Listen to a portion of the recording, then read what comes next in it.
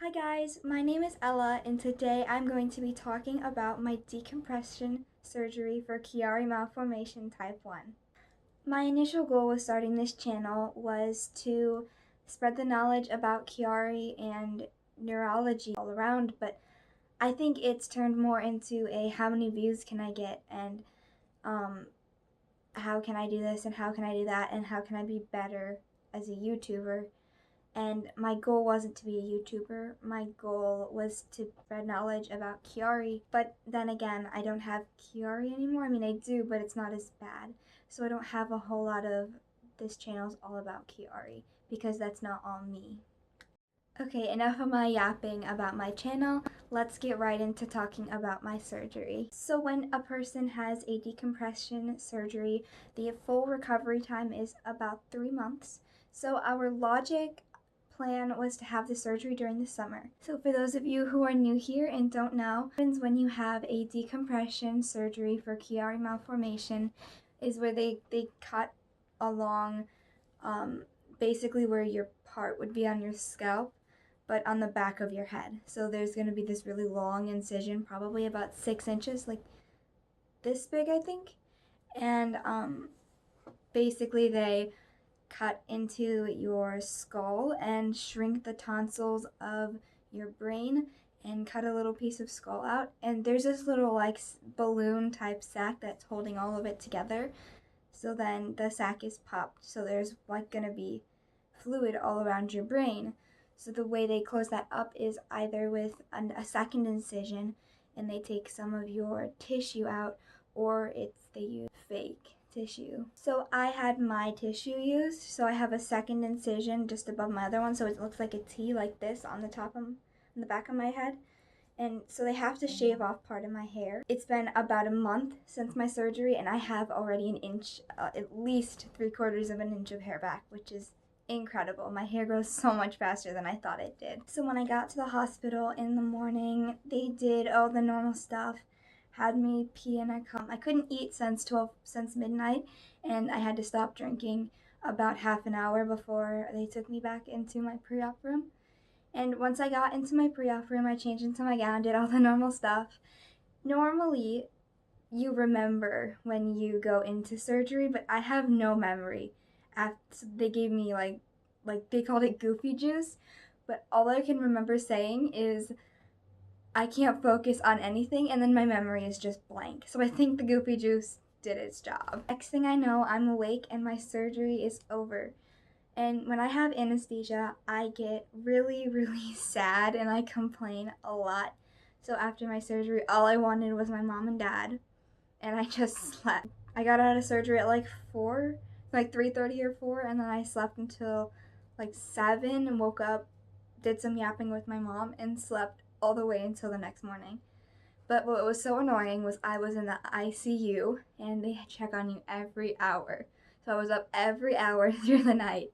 It was miserable. I had such great nurses and I'm so grateful I had the opportunity to get this fixed and taken care of, because I know there are people who can't, and I'm so fortunate and blessed, and I thank God every day for bringing me through that surgery, because to be completely honest, I thought that was the end of the road for me. I didn't think I was going to make it past surgery, but I did. And that just shows you how awesome God is. I stayed in the ICU for 1 night, and then I stayed in the regular hospital for 2. So that was a total of 3 nights. And then they released me on the 3rd morning.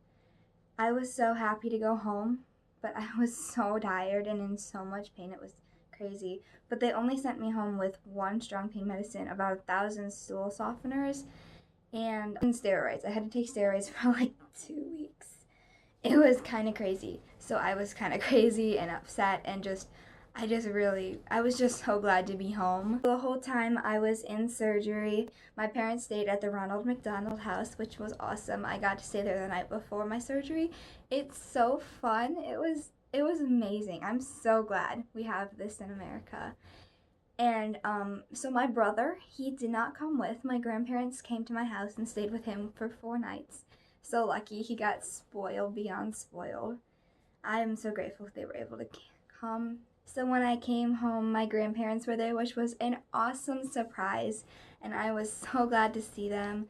And they got me balloons, and my brother got me this cute little water bottle, and I was just so happy to see everyone. And honestly, I was so glad to be home and finally get to sleep in my own bed, which did happen fairly quickly. Normally, I would stay in my parents' room, but I did not like the mattress that was on their floor. I love my bed. I started out waking up 2 times a night to take medicine at 12 and 4, or was it 1 and 4? I think it was 1 a.m. and 4 a.m.